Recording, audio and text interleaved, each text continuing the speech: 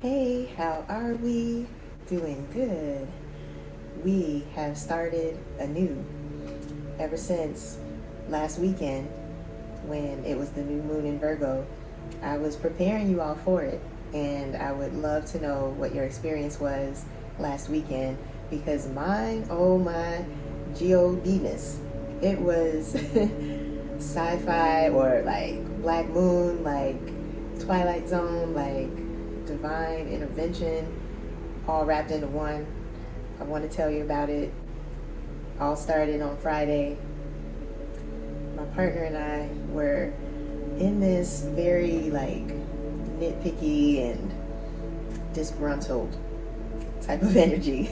We were moody. We were just two water signs being murky. And I kept reminding him that this is not a good time for us to be like this. We need to elevate and vibrate higher because it's the manifestation time, and we don't want to manifest more of this, kind of chaotic, negative energy. After we kind of came to our senses and talked it out, things were cool again. And then on Saturday, I had scheduled a new moon in Virgo, a new moon circle, but no one was able to make it. And so my partner and I decided, okay, let's go and get some Pakistani food. We had heard about it. It was a restaurant not too far from us, and we enjoyed it. It was delicious.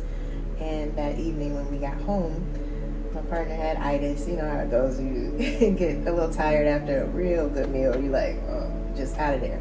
But me, I turned on this movie that just popped up. It was like a featured movie on Prime Video, and it had 5 stars. So I was like, let me just check this out. And it was called The One I Love. Let me know if you watched that video. Let me know in the comments, because stop this video and go watch it and then come back, because I want to talk about this movie so bad, but I don't want to spoil it.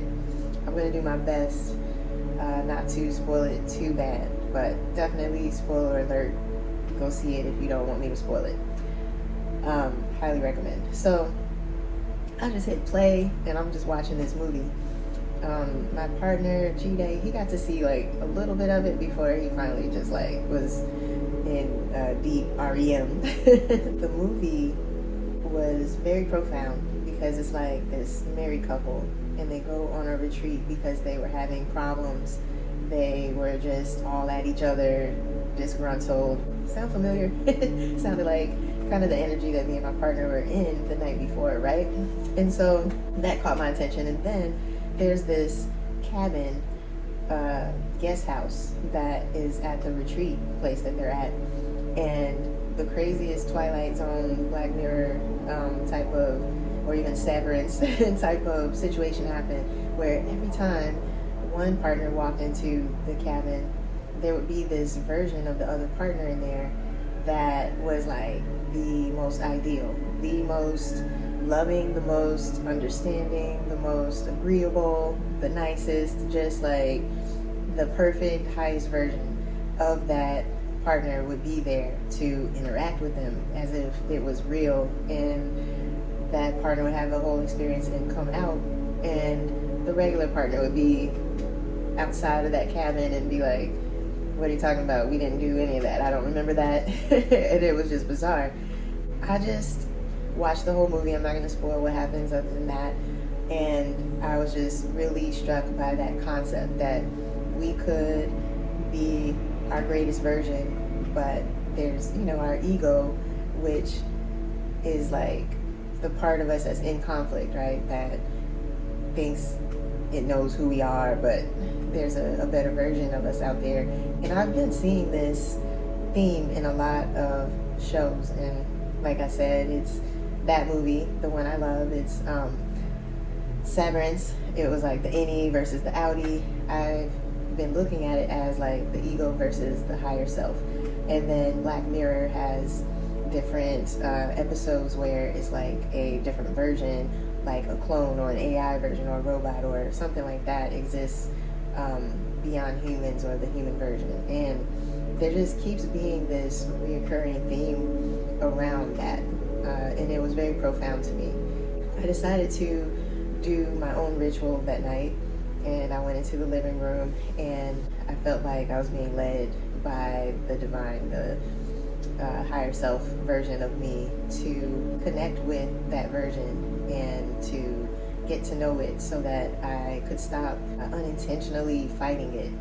And so I was doing my own little private ritual, and that's when my partner woke up and came into the living room and saw me. But at that point, I was halfway into the ritual, and I didn't want to stop and explain what I was doing, and he assumed that I was doing the ritual without him that was scheduled for that day earlier. And I asked him if he could go and finish watching the one I love, and I could finish my ritual.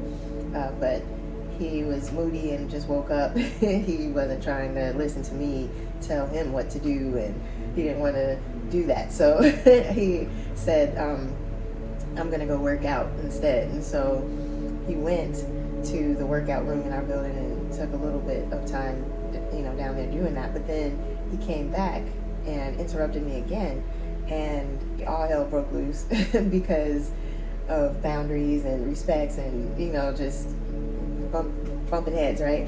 About all kinds of things. And it was like the most dramatic night of feeling sad, feeling enraged. At one point, I think I picked up a blanket and I started beating this bench with it because I was so frustrated.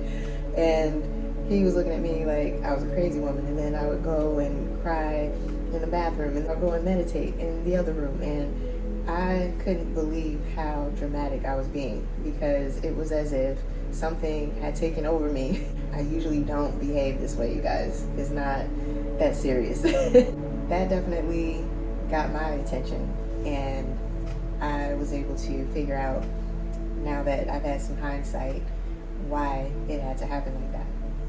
That night we didn't sleep.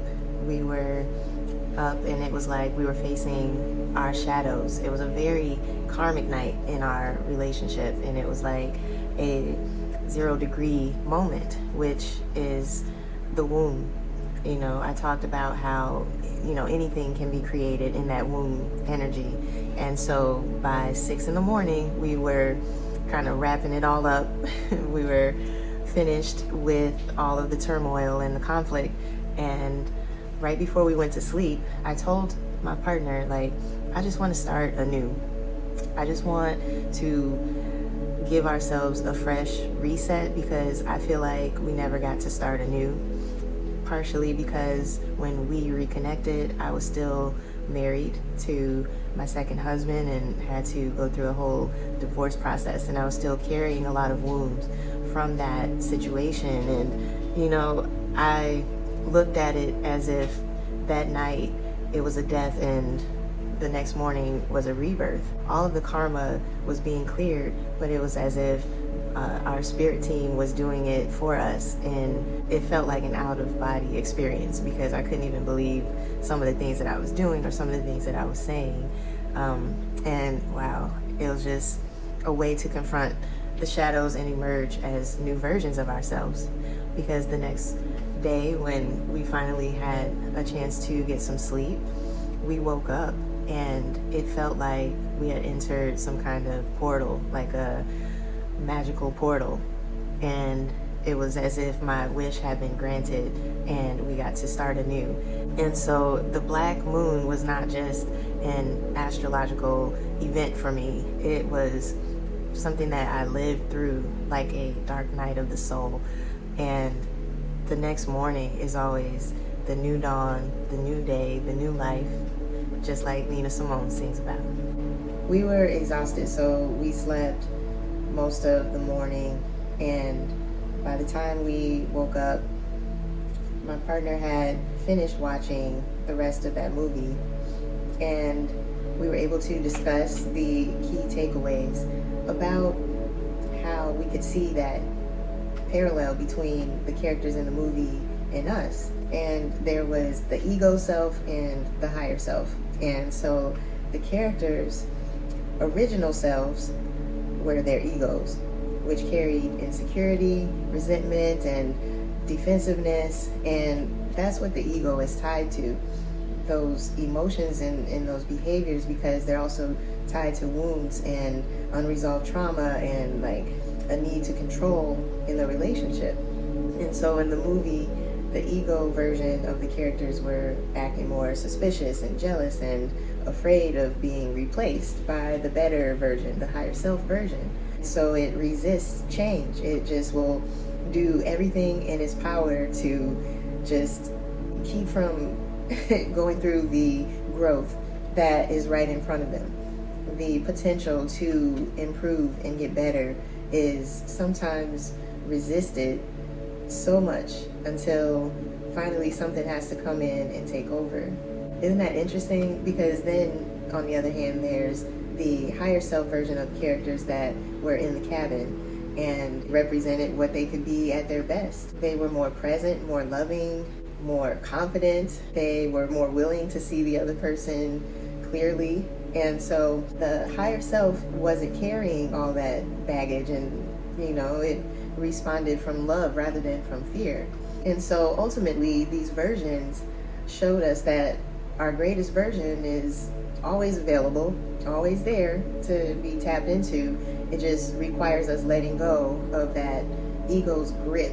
And so the next morning, as we're talking about those key takeaways, we decided to do a pretending exercise, because we recognized that the night before was about a karmic cycle ending and an ego death, or a dark night of the soul. And so I said, let's pretend that we're reconnecting after being apart for a long time, let's say months or maybe even a year, and we had both been off learning lessons in our lives. And let's say that you just got off a train and are just arriving at my house, and we pretended that that was the scenario, and we reconnected as our highest versions, as our higher selves, and everything just felt so magical. It was sun coming through the shades and creating this glow in our house.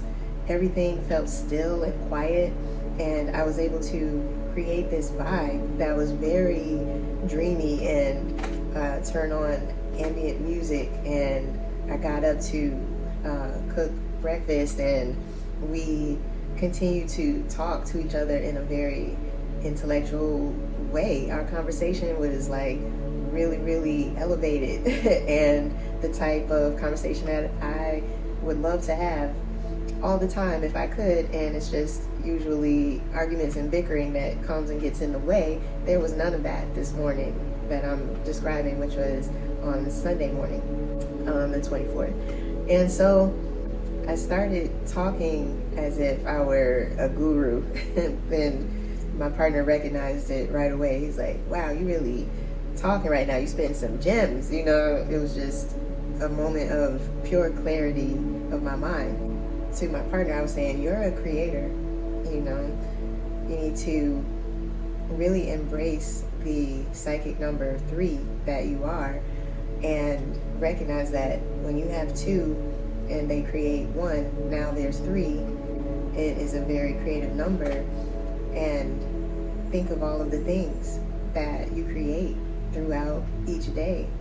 I think that he was only using the word creativity in the context of what you make artistically or musically and those kinds of things. And I was like, no. I said, I'm in tune with how I'm a creator at all times. I just created this vibe. I'm creating a breakfast that we can enjoy. I created a safe environment for us to just talk. I created this new start that we're experiencing right now. And then I started reminding him of all the things that he had recently created too. And then I just saw him have a eureka moment, and he said, you have just carved some new neural pathways into my mind, and I feel like I really am a creator. And it prompted him to look at his human design and start really learning this aspect of himself. And then he learned that he's a manifesting generator, and I'm a generator, And so we're just able to have such high level conversations suddenly. And I was listening to him talk in astrological terms, and it was blowing my mind because I was like, wow, he's been upgraded to be able to kind of speak my language. And it seemed like it happened overnight. Then, as I started to cook breakfast, I turned on an artist who just makes instrumentals, like beats and stuff like that. And there was this flow of creativity that just overtook us, and we were singing and making all kinds of songs and to the music that we were hearing, and we were so inspired. And I was freestyling, and I haven't freestyled, I don't know, in ages, and I was just flowing, and I was amazing him, and then he would come in and flow. I mean, we had like this mecca of creativity flow in, and that's that Pisces energy that I was talking about, that's coupled with the Virgo energy because they're opposites on the zodiac wheel. And so you get both of those energies, and it was just amazing. So for me and my partner, the black moon on Saturday carried us through a conflict, but we entered a void and came out on the other side into a new timeline. And together we stepped into the portal, and we decided to stay there. After a while of pretending, it didn't feel like pretending anymore. It just felt like we were our greatest versions. And that is very profound to me. And this is what energy work at its finest is all about. You can make that choice to become your greatest potential, your greatest version at any time. And you can always choose, just like this Virgo energy, what is the next micro change or the micro creation that you want to make. It's the Virgo meets Pisces energy. I hope that you're also experiencing just out of this world, Twilight Zone, Black Mirror experiences like me. But even if they're not that extreme, pay attention to how everything is changing. And if you've been paying attention, you might have even noticed that I stretched my hair out. I just wanted to see how long it was getting. And that's what that Virgo energy is about. The day-to-day choices that make these changes happen in your lives and give you that opportunity to start anew, even if it's something as simple as a new do. And so tap into the new you. You might want to write down all the changes that you're recognizing, and it'll blow your mind, like how much everything is shifting in these times. All right, that's my good word for today. Thank you for watching, and until next time, 1.